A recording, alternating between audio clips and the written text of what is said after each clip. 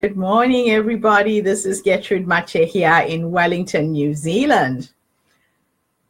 Today's video is video number 30, and I have to thank a long-lost acquaintance and friend of mine by the name of Stacy here in New Zealand, who inboxed me a very, very interesting message, and I've just caught up with her and talked about some of the stuff that she's going through. And it reminded me of a book that was written by one of my authors called When Family Does You Wrong. And basically, Stacey is dealing with a fallout with 8 of her siblings over issues that were very, very traumatic, very stressful, surrounding the passing of her mother and her parents and inheritance issues. And I remember when Lorraine wrote her book, she was going through something very, very similar. And in talking to her, I was reminded of ways that I have managed to deal with some of my family in difficult times, and a process called Hooponopono that I came across on the internet. If you've never heard of Hooponopono, please Google it, find it on YouTube. I'll actually share a few videos that were recorded by a man by the name of Dr. Hugh Len in Hawaii. And the Hawaiians believe that our past memories run us every single day. Things that have happened to you in the past will impact in the present moment.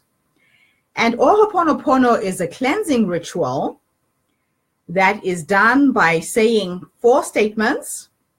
The statements are, thank you, I'm sorry, please forgive me, and I love you. And these statements are said to whatever issues have come up.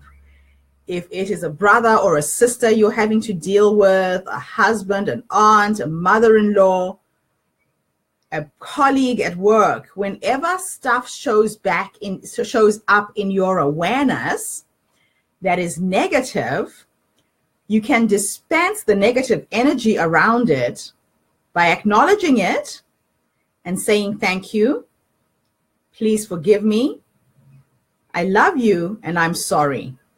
You don't actually have to understand why the other person is being the way that they are.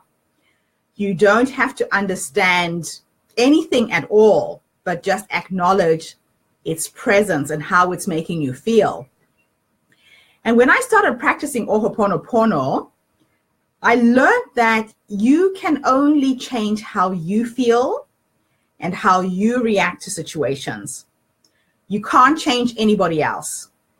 But a lot of us try really hard to change our relatives, our husbands, our wives, our partners, our friends to be the way that we want them to be. It literally changed my life. It changed the way I react, the way I respond to everything that happens to me. And with Hooponopono, let's say, for instance, you meet someone who had said very, very negative things about you. It could be one of your brothers or one of your sisters. And you want to go into a conversation with them and just talk to them heart to heart, soul to soul. If you do the cleansing ritual before you meet them, you can cut the ties to the past memories of the negative experience you had the last time you were with that person. And just be fully present to them in that moment and start on a completely clean slate without the past memories running you.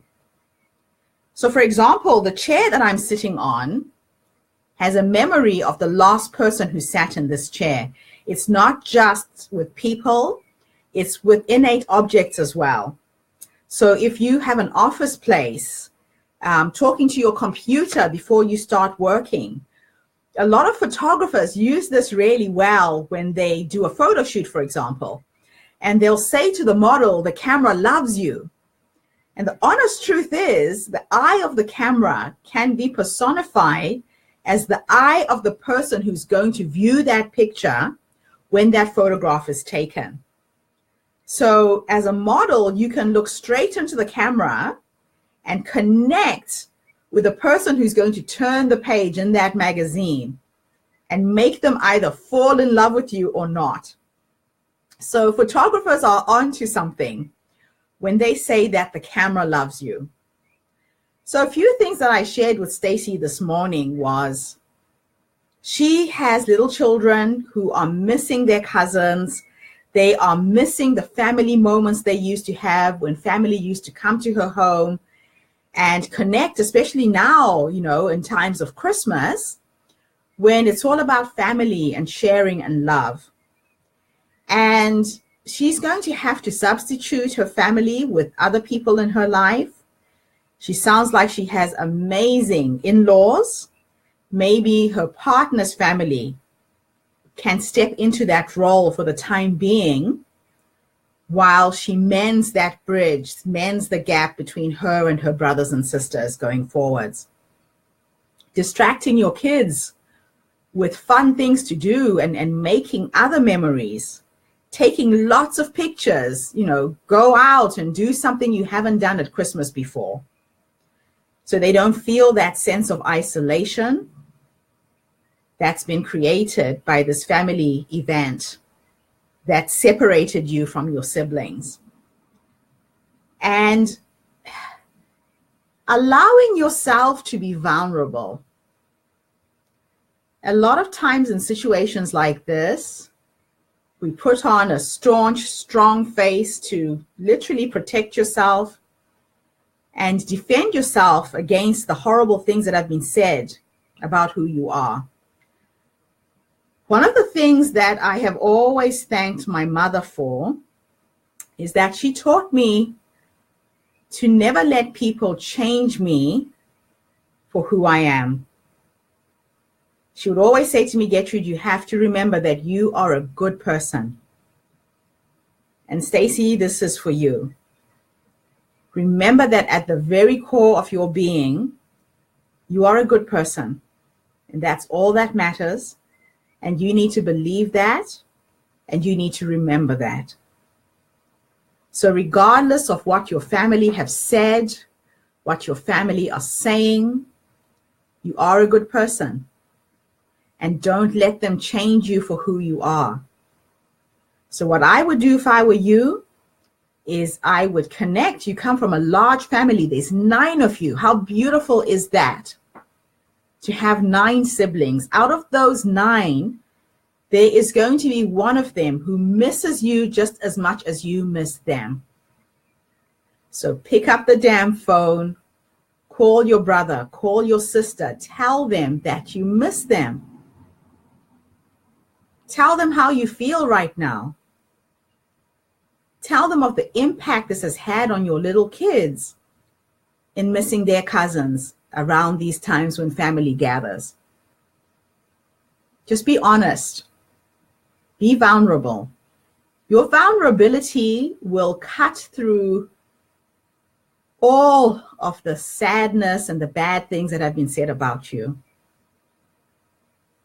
Showing your siblings the pain that you're experiencing by being isolated from them.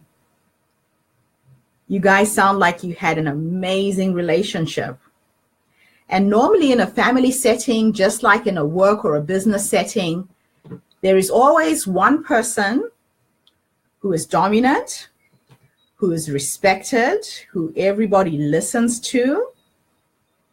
And if that one person influences the rest of the group, it brings down the group energy of a family. It brings down the group energy of a team in the workplace. So appeal to the people in your family on a one-on-one basis. Don't talk to them as a group. Make appointments, schedule to see them in person if you can, if they live near you. And just be honest with them. Tell them how you feel. Your vulnerability can move mountains. And don't be afraid to cry if it makes you cry. Vulnerability is a strength, not a weakness. A lot of times people think that if they cry, it's a sign of weakness. It's not. It's the sign of the strength of your character, of your personality, and your honesty. You will be surprised at one of your siblings turning around and saying exactly the same thing, that their kids have been asking about their cousins who they don't see anymore. Invite them over if they're willing to do that on a one-on-one basis. And win them over one by one. And before you talk to them, just do the Hooponopono. Cleanse yourself of all of the past memories of what's happened. And remember how you were when you were little children and how you played. And how that relationship can play out now when you're adults as well. So Lorraine Spencer in California, thank you for reminding me of your book, because I know that you went through a very, very similar experience to Stacy. Something always happens, especially around inheritance issues. When family gets greedy, people want to take control of whatever wealth or resources their parents have left. And they go into an almost state of madness because of material things, because of money. And they lose themselves as well in the acquisition of those material things. And now they've lost you as a little sister. You told me, Stacy, that everybody used to come to your house. And that's where all the family gatherings occurred. And that's not happening anymore. Believe you me, everybody's missing it as much as you are. So you need to mend that bridge with your siblings. And if they don't respond positively, don't give up on them. They say that you can choose your friends, but you can't choose your family. Family is for life. You were blessed to come from an amazing family. And I know that your mother is working her magic from her grave by sending you the reader who came and knocked at your door and gave you the information that helped vindicate you and cleanse you from what you've been accused of. We think sometimes that when somebody dies, they have left us completely. But really, death is like just walking into the other room and there's a fine door between you and them. So if you can tap into your parents' energy and appeal to them to appeal to your siblings, they can work some magic behind the scenes, unseen. You're an amazing person, Stacy. Stay strong. Keep me posted. Let me know how things are going. I feel so blessed that we've reconnected through this magical portal called Facebook. Thank you for showing up in my life today to remind me of the amazing family and siblings that I have. So everybody, it is Christmas time. It's a time to be thankful for the people we were born with, for the parents we were gifted with. What are you going to do for your families this Christmas? Forget about the material gifts and presents that you give each other at Christmas and focus on just sharing the love that money can't buy. So this is Gertrude here in Wellington, New Zealand. Thank you for your questions. Thank you for the inspiration to allow me to share my little nuggets of wisdom every single day. Thank you for everybody who's tuned in. Sarah, I hope everything is going well for you. I know the last time we connected, you are making a huge career move with a lot of uncertainties. So I want to know what is happening in your life right now. Miriam, I haven't talked to you in ages. It's great to have you on this call. Carol in the United States, Lynn in New Mexico. Thank you for tuning in, and inbox me more questions every single day. If you need a life coach, if you need a business coach, if you need a book midwife to tell your story, inbox me. I would love to connect. Catch up with you tomorrow. Bye for now.